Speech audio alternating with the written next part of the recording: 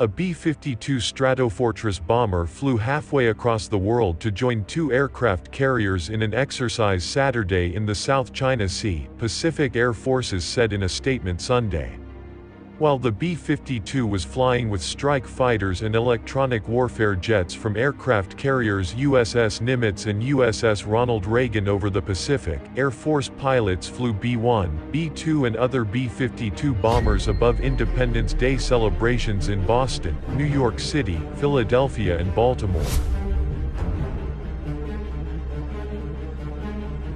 Massive forces to conduct large-scale military exercises in the relevant waters of the South China Sea to flex its military muscle, Zhao said at a daily briefing, the AP reported Monday.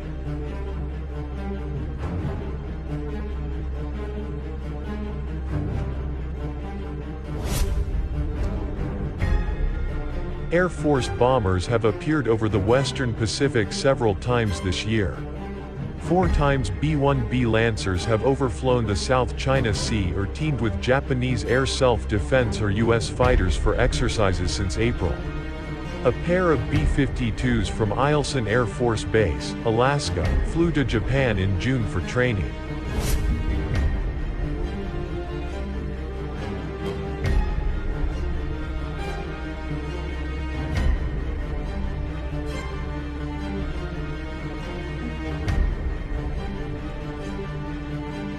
The bomber, from the 96th Bomb Squadron, 2nd Bomb Wing, left Barksdale Air Force Base, LA, for the 28-hour mission to demonstrate U.S. capability to rapidly deploy to a forward operating base and execute long-range strike missions, PACAF quoted Squadron Commander Lieutenant Colonel Christopher Duff as saying.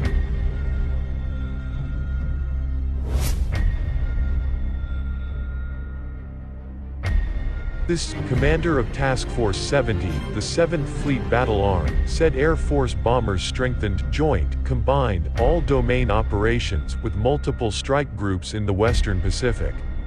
The USS Theodore Roosevelt is also patrolling the region.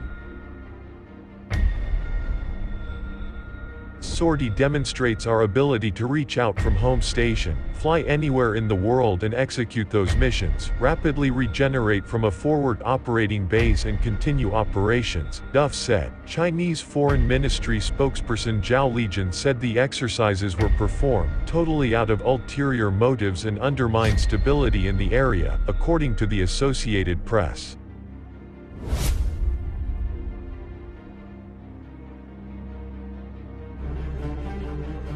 Back home we would celebrate the 4th by launching fireworks, Yeoman 2nd Class Charis Knox, assigned to the Nimitz, said in a Navy statement on Saturday, but nothing celebrates freedom like launching fighter jets from the middle of the ocean at night. While the global strategic demand for our naval forces remains high, having several carrier strike groups currently at sea enabled us to pause for extended operations with the Nimitz team, Wikoff said Monday in an email to Stars and Stripes. Saturday's exercise came after the Defense Department on Thursday expressed concern over the Chinese military conducting large-scale exercises around the Paracel Islands in the South China Sea from July 1 to 5.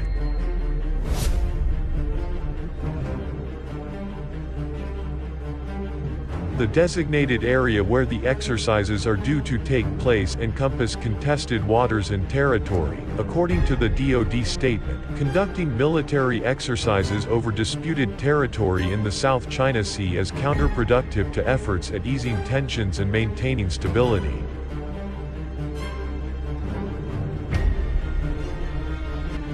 Official reports did not mention whether either of China's 2 carriers took part.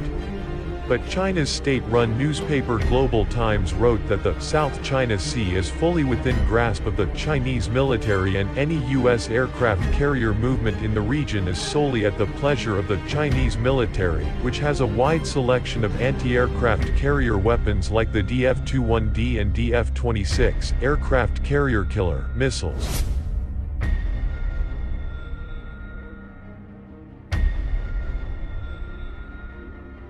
Navy Chief of Information Rear Admiral Charlie Brown responded to the article with a tweet Sunday, and yet, there they are. Two U.S. Navy aircraft carriers operating in the international waters of the South China Sea.